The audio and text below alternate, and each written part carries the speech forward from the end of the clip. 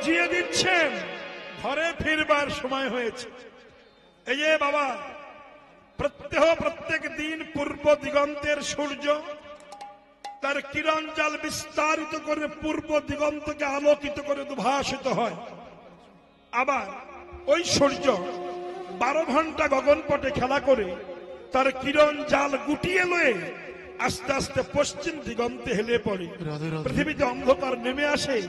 তদ্রূপ মানব দেহটা, আমরা মাতৃগর্ভ হইতে যখন পৃথিবীতে এসেছিলাম, আমাদের যৌবন কিরণ জাল বিস্তারিত করে মায়ের কোল আলোকিত করে উদ্ভাসিত হয়েছিলাম। সংসারে খেলা করতে করতে মনের অজান্তে আমার আয়ু সূর্য কখন যে মৃত্যুর কোলে হেলে পড়েছে, এটা আমরা বুঝতে পারছি না। যে বুঝেছে সে কৃষ্ণ ভজেছে, যে বোঝেনি সে ভজেনি। মাগো, তাই মহাজন বলছেন, ডাকার মতো ডাক যদি হয়, ভগবানের কাছে যাওয়া লাগবে না, ভগবান তোমার কাছে আসতে বাধ্য হবে। আমি একটুখানি প্রমাণ দেব মা। এই যে মায়েরা, হরে কৃষ্ণ হরে কৃষ্ণ, আমি একটু প্রমাণ দিই আপনাদের কাছে। গৌরাঙ্গ মহাপ্রভুর সহধর্মিনী বিষ্ণুপ্রিয়া দেবী, মন দিয়ে শুনবেন কথাটা, ভগবানকে ডাকলে, তার অপেক্ষায় থাকলে ভগবানের কাছে যাওয়া লাগে না, ভগবান ভক্তের কাছে আসতে বাধ্য হন। প্রমাণ, বিষ্ণুপ্রিয়া যখন মহাপ্রভু মাঘী পূর্ণিমা তিথিতে, আসতে কথা নয়, মাঘী পূর্ণিমা তিথিতে মহাপ্রভু নবদ্বীপ ধাম ত্যাগ করে জন্মের মতো চলে গিয়েছিলেন, তখন প্রভুর বয়স ছিল মাত্র 24 বছর। একটু মন দিয়ে শুনবেন না। এই যে, এই বৌমা, আমার দিকে তাকা। প্যান্ডেল খুলে দিচ্ছে, লোক বসবে, তো ওদিকে হা করে তাকাচ্ছিস কেন? এরা কি হুতুসে বাঙালি, আমি তো বুঝি না। আমি কতক্ষণ থাকবো? তাহলে বিষয়টি কেমন হলো? ভক্ত এসেছে, ভক্ত বসবে, প্যান্ডেলগুলো খুলে দিচ্ছে, তাতে হাওয়াও লাগবে, ভালো লাগবে, পরিবেশ শান্ত হবে। ওরা ওদেরটা করুক, আমরা আমাদেরটা করি, নাকি? আসলে কি জানেন, মন আর চোখ কান কুকথা শুনে, কুবস্তু দেখে আর সব কন্ট্রোল নেই, সব হারিয়ে গেছে, কন্ট্রোল করতে পারছি না। যাই হোক, তো মহাপ্রভু যখন চলে গেছেন, আস্তে আস্তে, কেউ কথা না, এই খোকা, এই তোমরা বিছনা ফিসনা করো, কথা বলবে না, আস্তে আস্তে করো। তাহলে বিষয়টা কেমন? যখন মহাপ্রভু চলে গেলেন, তখন মহাপ্রভুর বয়স মাত্র 24 বছর। তিনি ছিলেন কত বছর? আরো 24 বছর। 48 বছর বয়সে মহাপ্রভু এদেশ ছেড়ে চলে গিয়েছিলেন। এখানে একটা ঘটনা আছে, অনেকে বলেন তাকে পিটিয়ে মেরেছে, তাকে খুন করা হয়েছে। কিছু কিছু চিটিং বাজ কীর্তনীয়ও বলছে এরা শাস্ত্র পড়ে না, উল্টো পাল্টা বলে। যাই হোক, কিন্তু বিশুদ্ধ শাস্ত্র গ্রন্থ বলছে মহাপ্রভু গম্ভীরায় রাধা ভাবে ভাবিত হয়ে পাগলের মতো ছুটে গিয়েছিলেন জগন্নাথ মন্দিরের ভিতরে। মন্দিরের দরজা বন্ধ হয়ে গেল, প্রভুকে আর খুঁজে পাওয়া যায়নি, ওখানেই প্রভুর লীলা শেষ হয়ে গেল। কিন্তু আসতে মা, মহাপ্রভু যখন চলে গেলেন 24 বছর বয়সে, তখন বিষ্ণুপ্রিয়া তার স্ত্রী, তার বয়স কত? মাত্র 14 বছর। নাবালিকা, নবপরিণীতা বধূ, নতুন বিয়ে হয়েছে, বাচ্চা মেয়ে। স্বামী ভক্তি কাকে বলে দেখুন। আজকাল স্বামী ভক্তি তো কত চিটিংবাজি ভক্তি, এটা ভক্তি নয়। স্বামীর মাথায় কাঁঠাল থেকে কোষ তুলে খাবো, এটা ভক্তি নয়, এটা চিটিংবাজি করা। এটা এ জগতেও তোমার সর্বনাশ, সে জগতেও সর্বনাশ। তাই বলেছে তো, স্বামী ভক্তি কাকে বলা হয় দেখতে হবে। বিষ্ণুপ্রিয়া সেটা বুঝিয়ে গেছেন। 14 বছরের মেয়ে নিমাই যখন চলে গেছেন 24 বছরে, তখন বিষ্ণুপ্রিয়া ওইটুকু মেয়ে ভোরবেলা উঠে পালেঙ্কে হাত দিয়ে দেখছেন প্রভুর পায়ের নুপুর আছে, গলার মালা আছে, প্রভু নাই।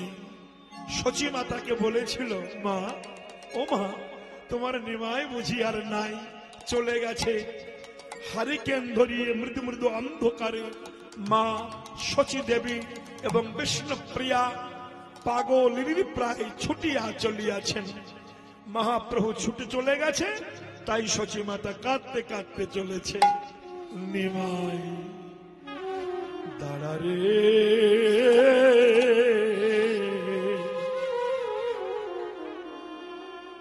দেখিব তোমারে, নিমাই রে, ওরে নিমাই,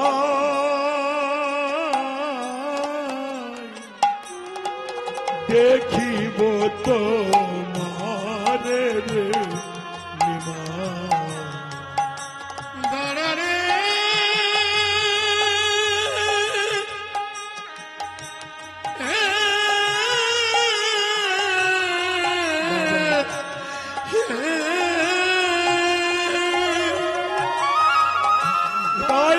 হরিবল হরিবল।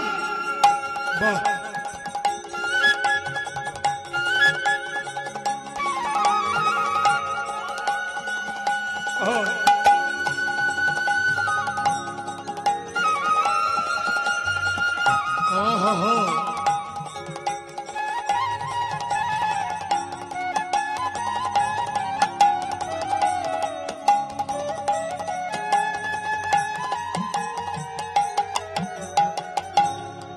ঘরের বধূ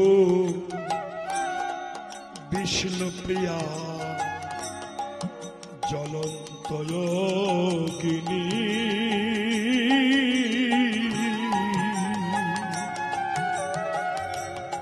জন্মের মতো ছেড়ে গেলি রে, ওরে নিমা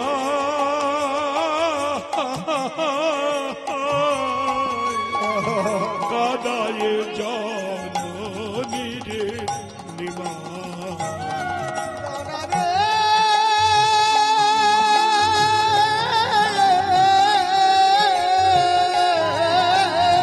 নিমাই রে,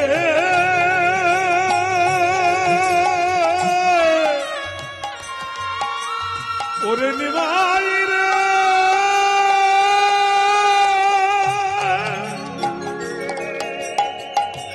ওরে নয়নের মনি রে,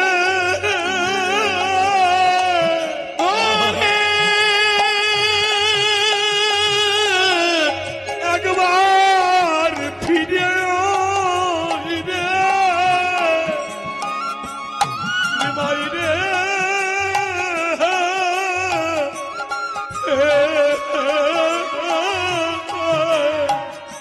ফিরে আয় রে,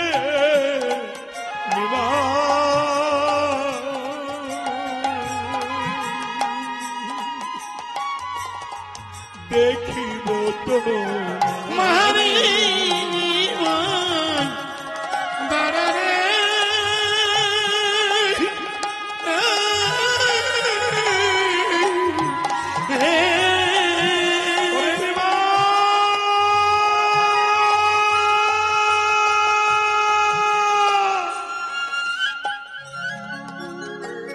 নিমাই রে,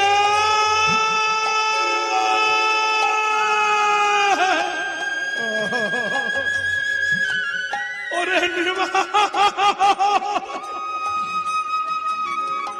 হতভাগিনী মাকে কাঁদিয়ে যাস না বাবা, ফিরে আয়।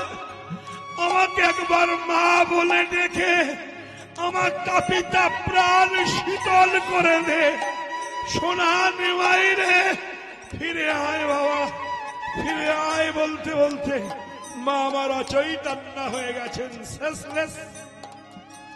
বিষ্ণুপ্রিয়া ছোট্ট বাচ্চা মেয়ে শাশুড়ি মাতাকে কোলের মধ্যে তুলে খুব কষ্ট সৃষ্টি করে কাঞ্চনাকে ডেকে এনে ঘরে নিয়ে গেছে।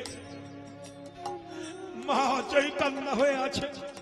বিষ্ণুপ্রিয়া আসতে প্রচন্ড ঠান্ডা, মাঘী পূর্ণিমা তো এখন তো দেশের ঠান্ডা নয়, যেসব বৃদ্ধা মায়েরা আছেন, আমার বৃদ্ধ বাবারা বসে আছেন, ওনারা নিশ্চয়ই জানেন এখান থেকে 50-60 বছর আগে কি ঠান্ডা দেশে ছিল। আস্তে আস্তে। এবং তাহলে 550 বছর আগে দেশে কি ঠান্ডা ছিল সেই সময়। আস্তে। সেই সময় বিষ্ণুপ্রিয়া ভোর রাত্রে সূর্য উদয়ের 1 ঘন্টা 36 মিনিট আগে এভরি ডে ফার্স্ট মর্নিং এ ওই বাচ্চা মেয়েটি উঠত, উঠে স্বামী ভক্তি ভজনের বলিহারি যায় মা, ওই মেয়েটা উঠে গঙ্গায় স্নান করতেন। বাচ্চা মেয়ে সিক্ত বসনে ভিজা কাপড়ে ঠাকুর ঘরে পদ্মাসনে বসতেন বিষ্ণুপ্রিয়া। ওইটুকু বাচ্চা মেয়ে ভিজা কাপড়ে সকাল থেকে সন্ধ্যা পর্যন্ত নয়ন জলে ভেসে ভেসে হরে কৃষ্ণ নাম জপ করতেন। হরে কৃষ্ণ কৃষ্ণ কৃষ্ণ হরে হরে, হরে রাম রাম রাম হরে হরে, এই বলে বিষ্ণুপ্রিয়া নাম করতেন।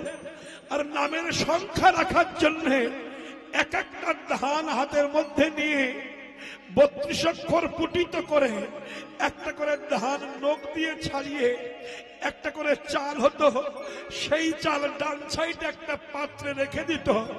এইভাবে সকাল থেকে সন্ধ্যা পর্যন্ত যে কটা হরিনাম পুটিত চাল হতো, ওই কটা চাল দিনে সন্ধ্যাবেলা একবার গঙ্গার জলে রান্না করে ভগবানকে ভোগ দিতেন বিষ্ণুপ্রিয়া।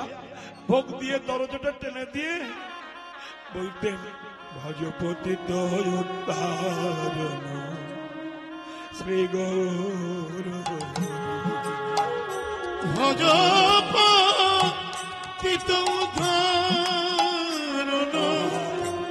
শ্রী গৌর হরি, গৌর হরি নাম দীপ বিহারী, শ্রী গৌর হরি নব দীপ বিহারে, দীপ বিহারী তুমি হরহিত হরি। ভজপতি দয়োদ্ধারণ পূর্ব ভজন। শ্রী গৌর হরি। আমি না জানিয়ে পরিপাটি, না জানি রঙ্গ, আমি নাহি জানি পরিপাটি, না জানি ধন হে গৌরে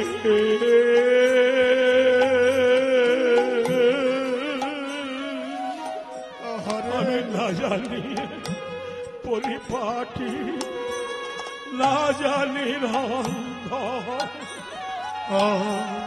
সুখা রুখা এক মুষ্টি করহ সে তাই গৌর হরিবল হরিবল হরিবল। ধন্যবাদ। ভজপতি দয়োদ্ধারণ শ্রী গৌর হরি।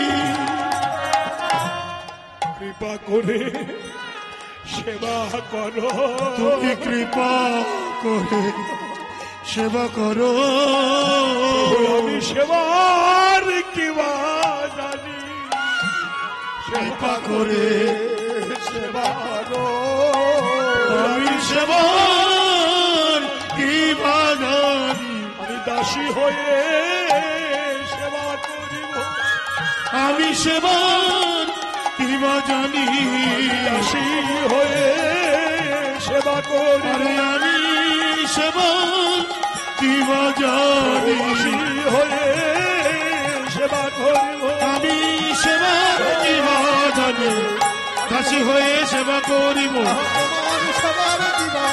আমি দাসী হয়ে সেবা করিব। একবার প্রেমানন্দ হরি বলো, আমি সেবা